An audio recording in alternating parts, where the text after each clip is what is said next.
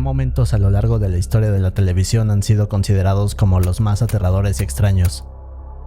El día de hoy vamos a explorar algunos. Los quiero, chao. Sábado 14 de junio del 2008. Tetsushi Yanagita se encontraba en un programa de televisión a punto de iniciar una competencia. Ahora, minutos antes los amigos y participantes de esta competencia le habían estado insistiendo a Tetsushi que entrara a concursar, pero este se negaba. Decía que sería mejor hacerlo en otra ocasión. Todos siguen insistiendo, hasta que finalmente convencen a Tetsushi y la competencia comienza. Voy a hacer el 2, pero lleves el celular para que me vea.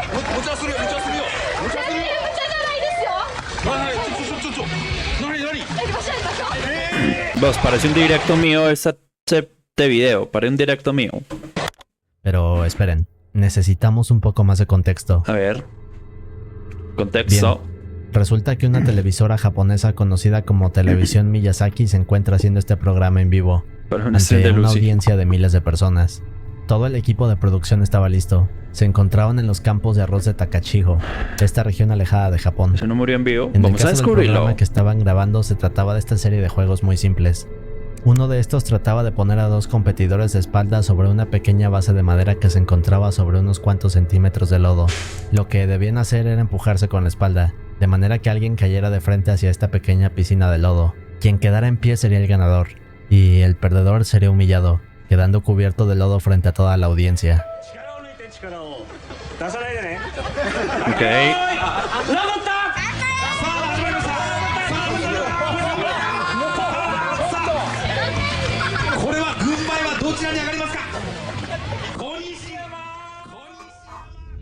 Aquí en esta primera competencia Que 20 personas tenían, eso es todo. Nos podemos dar cuenta que toda la gente en el sitio está...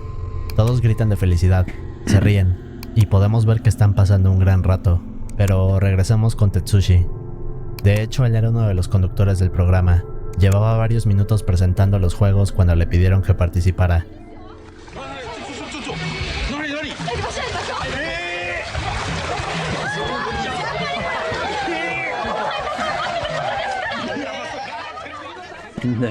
Viendo el clip podemos darnos cuenta que Tetsushi estaba siendo muy cuidadoso.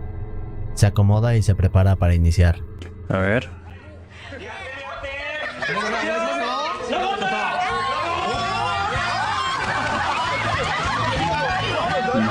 Murió. Casi en cuanto inicia la competencia vemos a Tetsushi perder el equilibrio. Incluso vemos que él mismo se avienta para darle un poco de humor al juego. También podemos escuchar cómo todos ríen y se divierten con él. Excepto que nadie se ha dado cuenta que Tetsushi acaba de romperse el cuello. Y aquí es donde la historia se pone peor.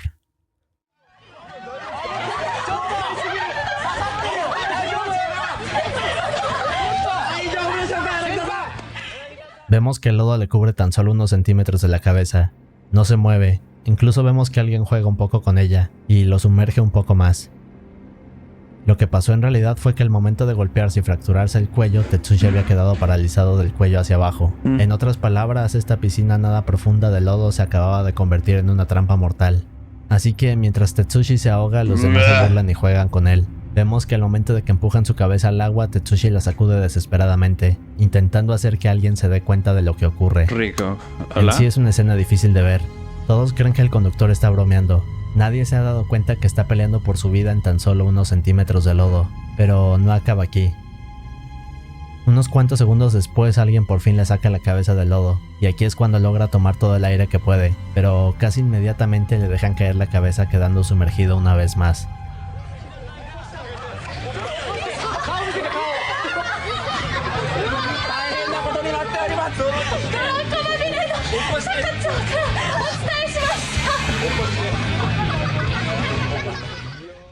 Como dije, es muy difícil de ver, pero finalmente Tetsushi alcanza a girar la cabeza.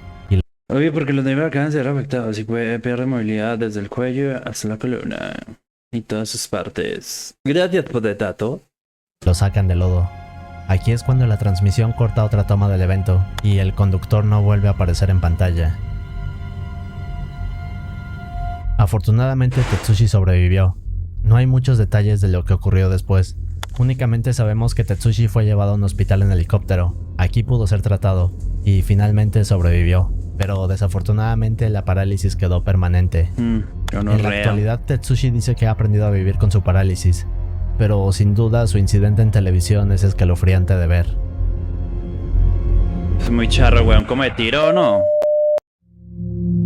También como de tiro, marica, de tiro a morir.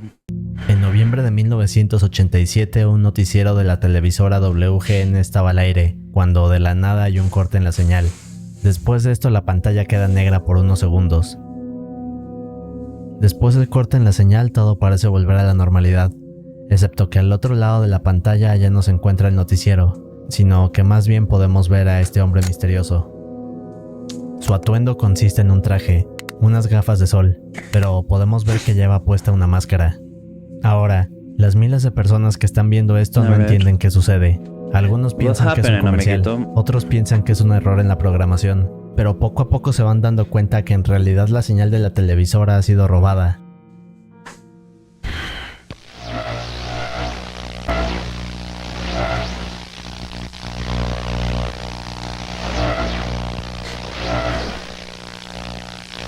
Eso me da miedo.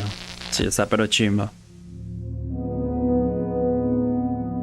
En lo que quedó registrado de la transmisión podemos ver a este hombre moviéndose de un lado a otro, como si estuviera haciendo algún tipo de baile, pero al mismo tiempo no se le escucha nada. Oye, si me únicamente tenemos un sonido de estática. De la Biblia. No, mientras las personas ven esto, los ingenieros de WGN están preocupados. Hacen todo lo que pueden para restaurar la transmisión. Se imaginan que algo malo podría ser mostrado a miles de personas.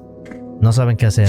Intentan hacer varios cambios para quitar la interrupción de este hombre extraño, y luego de casi 20 segundos deciden cambiar la frecuencia de la transmisión a una de respaldo. Esto hace que todo vuelva a la normalidad. Eminente, gracias. Well, if you're wondering what's happened, so am I. Actually, the computer that we have running our news from time to time took off and went wild. So what we're going to do is start over from the top with the Bears and tell you once again about the 30-10 victory they had over Detroit today out at Soldier Field. Incluso el reportero a cargo de conducir el programa dice que no entiende qué ha pasado, pero no le da importancia. Él simplemente continúa informando sobre un evento deportivo. Qué turbio. Al igual que nosotros, las personas que veían esta transmisión se preguntaban quién era aquel hombre misterioso de la máscara. Imagino que hacer eso antes era como que fácil, ¿no? Era como que fácil ver eso por hacer eso por eso.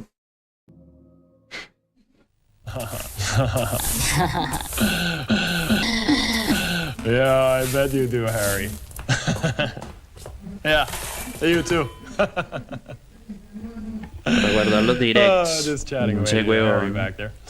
As a matter of fact, you might be interested in this too. Most people. Lo que acabamos de ver es un fragmento de un programa conocido como el show de Max Headroom. Lo que vemos en pantalla es algo muy parecido al primer clip. En este vemos a un hombre de traje con un fondo raro y diciendo algunas cosas de manera extraña. Este hombre que vemos se llama Max Headroom, y en esos años Max era conocido por ser este personaje ficticio el cual era anunciado como el primer presentador de televisión copia de Eminem hecho por computadora. Es por eso que su aspecto es raro, al igual que la forma en la que se mueve y habla. Pero esperen, este es solo un poco de contexto sobre este personaje. Por ahora solo podemos decir que aquel hombre misterioso se encontraba usando una máscara de Max Headroom, así que regresemos. You should walk open with the old ones of your tribe. That is the only way to learn. I'll get you a hot drink, miss. Oh, I could do some dry clothing. Because he's a freaking nerd. I think I'm better than Chuck Swirsky.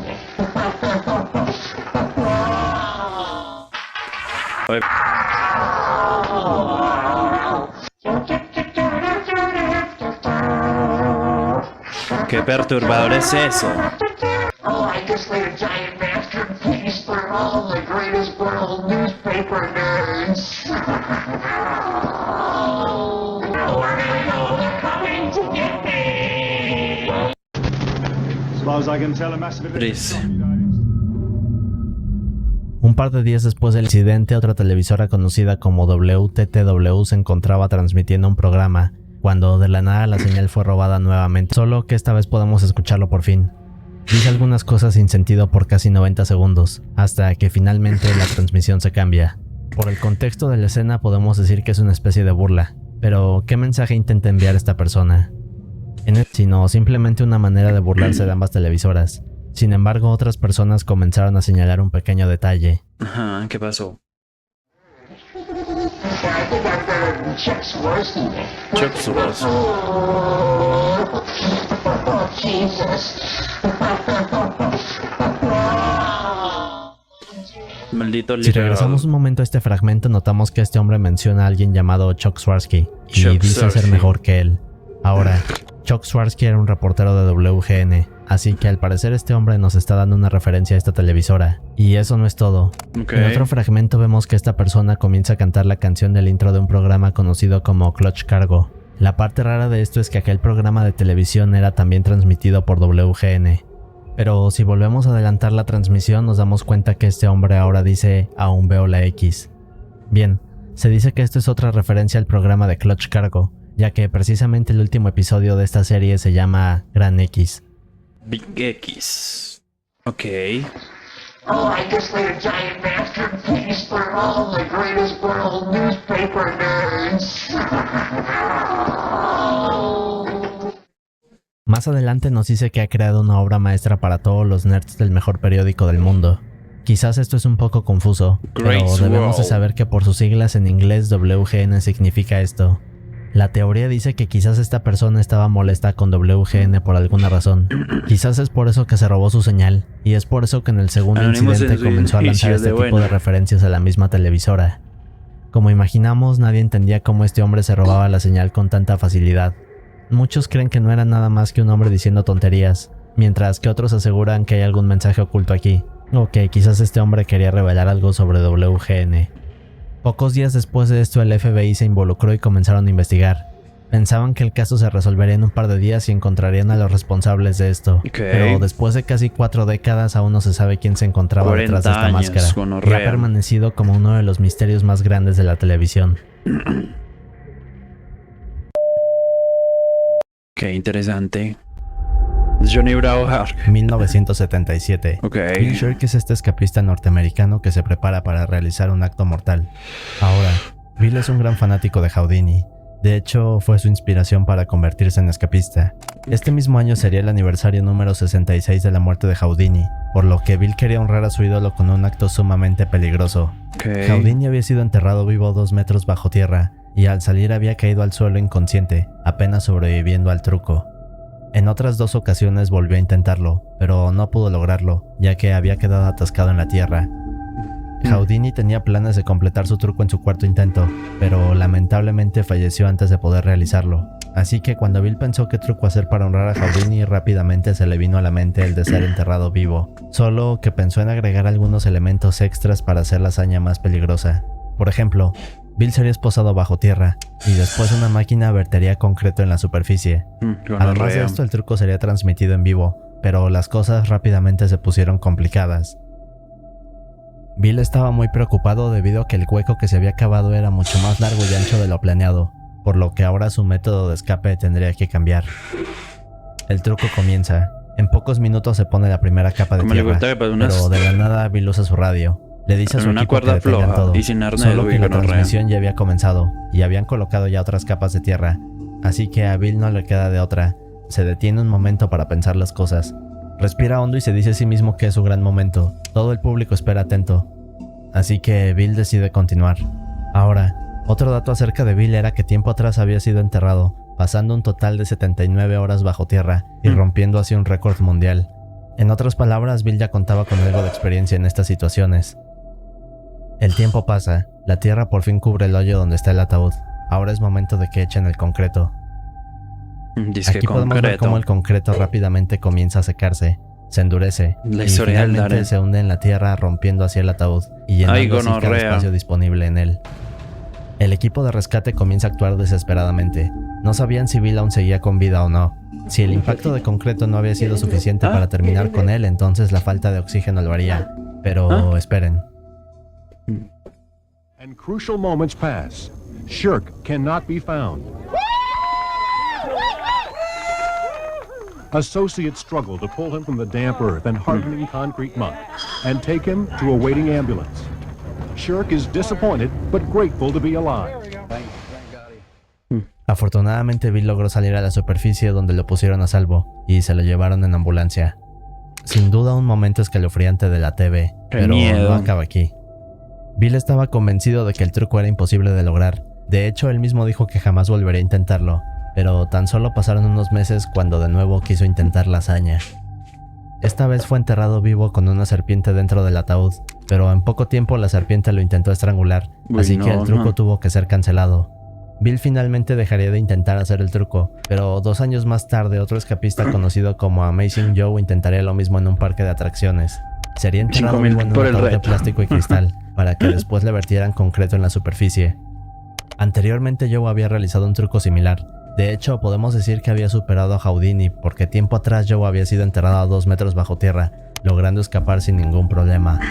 Así que Joe estaba decidido a grabarse en la historia como uno de los mejores escapistas. Únicamente debía completar este truco y se volvería famoso. Sí. Joe se mete en el ataúd, la tierra comienza a caer, y minutos después el concreto empieza a ser colocado, solo que hay un problema. Ni Joe ni su equipo habían hecho pruebas con este ataúd de cristal, es decir, No. no sabían si soportaría el peso de la tierra y el concreto. En otras palabras, Joe no tenía idea del resultado. En cuanto el concreto fue derramado, el ataúd colapsó. Todas las capas de tierra bajaron, y el concreto se endureció en apenas un par de minutos. Para hacerlo Gonorrea. peor, no había ningún equipo de rescate en el sitio, así que no había forma de ayudarlo a salir. Quienes vieron el espectáculo en vivo dicen que todo era un caos. La gente corría para intentar sacarlo, pero no había nada que hacer. Ya se fija, Al estamos no tener reaccionando. ningún plan, Uno Joe había ahora quedado es un bajo piquita. tierra rodeado de fans, sus padres y la cámara de televisión grabando todo. Para calmar las ansias. Karl Wallenda nació el 21 de enero de 1905 en Alemania. Creció con una familia que se dedicaba al circo. Desde pequeño comenzó a aprender acrobacias básicas. Las personas que lo veían practicar se sorprendían de la agilidad que tenía, y también le decían que cuando fuera más grande se convertiría en el mejor acróbata del mundo. En su adolescencia, durante 1922, el amor que Karl sentía por las acrobacias había crecido, a tal punto que decide formar un equipo de acróbatas, junto con Hermann, su hermano, Helen, su novia, y Joseph, un amigo de la escuela. Ahora, todos en el equipo eran extremadamente buenos Ok. y daban espectáculos increíbles. En sus primeros años recorrieron gran parte de Europa y comenzaron a tener fama. Las personas que veían estos shows quedaban sorprendidas. Todos los actos que realizaban no solo eran Soy yo con complicados, 23 sino cuentos. también peligrosos. Nadie se explicaba cómo lograban este tipo de hazañas. Pegamos que Incluso se race. ganaron el Ajá. nombre de los grandes Wallendas, pero para darnos una mejor idea de lo que hacían. Ajá. A veces se ponían a caminar por una cuerda floja a varios metros de altura. En ocasiones la subían hasta 60 metros y después pasaban sobre ella con una bicicleta. Y para que te des una idea, 60 metros es aproximadamente un edificio de 14 pisos. Pero Muy sobre gonorrea. todo esto, y quizás uno de sus actos más peligrosos, era el de la pirámide. Aquí 2 de ellos se ponían en la parte de abajo, mientras que uno más se subía en sus hombros y caminaban por la cuerda hasta cruzar al otro lado. Ok. Sin duda, un acto peligroso. Ahora, debemos entender que el sueño de Karl era ser el mejor acróbata del mundo, así que más adelante decide mudarse a Estados Unidos. Aquí conoce a John Ringling, un empresario conocido en esa época por tener la mejor compañía de espectáculos y dueño de uno de los más grandes circos. Compañía. Digamos que Karl lo había logrado. De hecho, su primera presentación fue en el Madison Square Garden de Nueva York. De ahí continuaron a Orlando, Florida, pero Karl quería crear algo mucho mejor en su siguiente acto. Tuvo la idea de crear una pirámide de 3 niveles, para luego caminar sobre la cuerda floja. Todos en su equipo hablaban con él. Le decían que era una Diapotito, acrobacia imposible diapotito. de hacer. No solo era difícil, sino que además muy peligrosa. Pero Karl no se Gonorrea. rendía, y pocos días después la hazaña fue un éxito. Los espectáculos de Karl estaban ganando mucho más fama ahora que se encontraba en Estados Unidos. De hecho, poco tiempo después obtuvo el récord mundial al caminar sobre una cuerda de 550 metros de largo a 60 metros de altura. Con los años, más miembros de la familia de Karl se fueron sumando a estos actos. Por ejemplo, en 1962 en Detroit el acto de la pirámide estaba comenzando. El público esperaba con ansias a los Wallendas. Pero unos cuantos segundos después de haber comenzado el acto, el líder que se encontraba en la punta de la pirámide comenzó a interactuar con el público. Eso hacía que todos gritaran de emoción, pero en el momento menos esperado el líder perdió el Al equilibrio, fondo. y momentos después todos cayeron de la cuerda. El Ay, gonorrea. resultado, 3 personas fallecidas, y el hijo de Karl quedó paralizado de la cintura para abajo. Uy, Aún así, marico. Karl se negaba a dejar este tipo de actos, así que tiempo después él y su equipo continuaban viajando por todo Estados Unidos. Desafortunadamente hubo más pérdidas familiares. La cuñada de Karl cayó de la cuerda durante un acto y perdió la vida. Y en el caso de su yerno, en otro acto quedó electrocutado después de agarrar un cable con corriente. Eso nos lleva al 22 de marzo de 1978. Ese puta mató a toda la familia y sigue vivo. Solo es cuestión de que Carl se va de viaje a San Juan, Puerto Rico. Aquí actuaría en el Circo Panamericano. Aquí se extendió un cable de 228 metros de largo entre el Hotel Flamboyant y el Hotel Plaza Condado, que se encontraban frente al mar. El clima se encontraba soleado y el viento tranquilo. El noticiero local conocido como La Estrella de San Juan cubriría este evento. Todos esperaban ansiosos por ver el mejor acróbata del mundo y se acumulaban rápidamente a los alrededores, llenando completamente las calles y hoteles. Carl se encuentra listo para el acto. Era una acrobacia que había hecho cientos de veces. Enseguida comienza. Empieza a caminar lentamente y con seguridad. Para él, caminar sobre la cuerda floja era de lo más sencillo. Todos lo veían avanzar varios metros. El ambiente era callado. Todos se concentraban en Carl. En este punto ya se encontraba a 114 metros de distancia. Pero justo cuando estaba en este punto, una gran ráfaga de viento llegó. La cuerda comienza a moverse de un lado a otro, así que el público se pone nervioso. Aún así, Carl se mantiene firme y con seguridad. Se lo toma con calma y comienza a caminar lentamente. El problema es que en pocos segundos vino otra ráfaga de viento mucho más fuerte. En ese momento, Carl intenta agacharse mientras que su guía al otro lado de la cuerda le grita que se siente, pero al intentarlo, Carl se cae de la cuerda y pocos segundos después impacta contra el suelo, quedando sin vida. No digo no rea.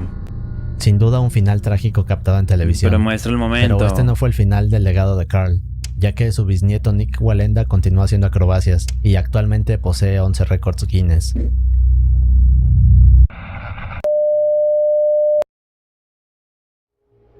Pero no mostraron el momento. En noviembre de 1992, Emilio se encontraba en casa cuando de repente comienza a sonar su teléfono.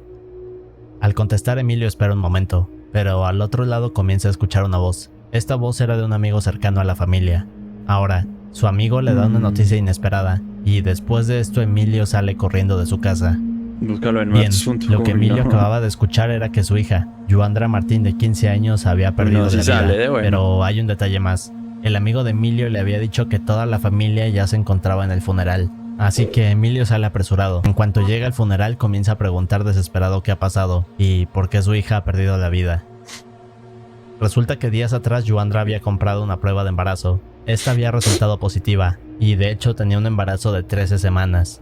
Bueno, pues esta noticia no le agradó para nada. La chica pensaba que había decepcionado a toda su familia. Pensaba también en el regaño que le darían y la nueva vida que le esperaba. Después de esto pasaron unos días. Los sentimientos de culpa, desesperación y ansiedad de Joandra escalaban rápidamente, hasta que finalmente tuvo una idea. Y tal y como podemos imaginar, la idea que tuvo fue terminar con su vida. Al escuchar esto, Emilio no lo podía creer, pero aquí es cuando el caso se vuelve un poco más raro. Lo que sucedía es que la noticia comenzó a hacerse pública en la región de Florida, donde la familia de Joandra vivía, pero la gente rápidamente descubrió algo más. Resulta que al estar investigando más sobre la familia se descubrió que los padres de la chica habían estado separados desde su nacimiento. A Emilio únicamente se le permitía ver a su hija unas pocas veces al mes, ya que Maritza tenía la custodia total. Cuando la gente descubrió esto, el caso comenzó a hacerse viral rápidamente. Emilio aseguraba que Maritza y su esposo, es decir el padrastro de Maritza, constantemente la maltrataban. De médicos y de consejeros, etcétera, etcétera, etcétera. ¿A quién usted culpa Ya te de la saludé, muerte amiguito. de su hija? Bueno, si se viene a ver, hay varios culpables, pero hay un culpable fundamental. El culpable fundamental y principal de esto es la madre. Y yo la estoy acusando formalmente ante la policía. Yo se lo he planteado varias veces. Tiempo después de todo, una estación al español llamada Ocurrió Así de Telemundo comenzó a documentar. Cubrían todo acerca de este caso. Principalmente se centraban en lo que Emilio decía acerca de Maritza. La estación estaba creando una gran historia acerca de esto, y una de tantas entrevistas que ocurrió durante este caso fue el 18 de enero de 1993, llevada a cabo por la reportera Ingrid Cruz. Las entrevistas se encontraban las siguientes. ¿Qué le preguntarías si estuviera con vida? Y cuando viste a tu hija sin vida en el ataúd. Como podemos darnos cuenta, demasiado incómodas y extremadamente molestas. Ahora, aquí sucede algo más. Al hacer estas preguntas vemos que Emilio no responde, simplemente se va caminando, pero al mismo tiempo el equipo de producción se da cuenta que Maritza viene llegando en su auto al cementerio. Ingrid rápidamente va al auto, y en cuanto Maritza abre la puerta, las preguntas comienzan. A ver. Quiero saber por qué, la reacción, el por qué Usted quiere esquivarnos a nosotros. Qué pedazo que tiene. Usted está molesta. ¿Por qué no me quiere dar una reacción? Lo que quiero saber es por qué razón. Cualquiera de nosotros puede darse cuenta que la situación es sumamente incómoda, pero Maritza simplemente decide quedarse callada y comienza a caminar Como mientras así es la reportera, sí, ¿sabes? Ingrid sigue insistiendo. En este punto está claro que las preguntas que le habían hecho tanto Emilio como las que le están haciendo a Maritza son para provocar algún tipo de reacción innecesaria. Ambos padres únicamente querían estar en el lugar de descanso de su hija. Usted no tiene. Pero es el trabajo de ellos. No, pero es que ese trabajo de puta mierda, weón. Uy, no, marica. Ok, ¿qué pasó? Mientras Ingrid sigue preguntando cosas, la cámara alcanza a grabar apenas un par de cuadros. Aquí vemos este objeto negro Lorena metálico, apuntado hacia 233333 la ahora cabeza es de un Maritza. Kikita. Ok. Bueno, real la mataron. Resulta que cuando Ingrid estaba haciéndole preguntas a Emilio, él se dio cuenta que Maritza venía llegando al lugar. Así que sin pensarlo se fue caminando hacia su auto. Tomó su arma y luego regresó para acabar con Maritza de una vez por todas. Ok. El crimen fue horrible. Por varios segundos se puede ver a Emilio disparando. Incluso hay una parte donde se para sobre Maritza y dice debía haber hecho esto desde hace mucho tiempo. Emergency, gun just shot a woman, possibly coming after us. He's psychotic, man. Where am I? What funeral home am I at? ¿Cómo se llama esto? Where am I at? No way.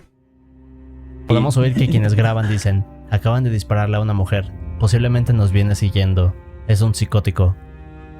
Los reportes del caso dicen que Maritza tuvo un total de 2 impactos de bala. Lo más triste y desesperante de esto es que poco tiempo antes del incidente Maritza había solicitado una orden de restricción contra Emilio, pero esta fue rechazada porque de acuerdo con la policía esto simplemente haría enfurecer más a Emilio. Pero en otras palabras, Maritza simplemente había sido ignorada. Y para hacerlo peor, la policía ya sabía sobre el comportamiento de Emilio. De hecho, durante el funeral de Yuandra, algunos oficiales se encontraban resguardando el lugar, porque Emilio había amenazado con acabar con varios integrantes de la familia. En otras palabras, era un hombre violento, y con un comportamiento problemático. Solo que la televisora había amplificado todo esto con las constantes entrevistas llenas de preguntas incómodas y dolorosas que le hacían. Emilio fue detenido el 19 de enero de 1993 en Texas, mientras huía en un autobús. Y un año después, en el 2000, le pusieron cadena perpetua. Maritza fue sepultada al lado de su hija Yuandra. La televisora jamás volvió a reportar nada acerca del caso después del incidente del cementerio, pero lo que grabaron ese día quedó como uno de los momentos más oscuros registrados para la televisión. Uf. Ok, tengo el ano dilatado.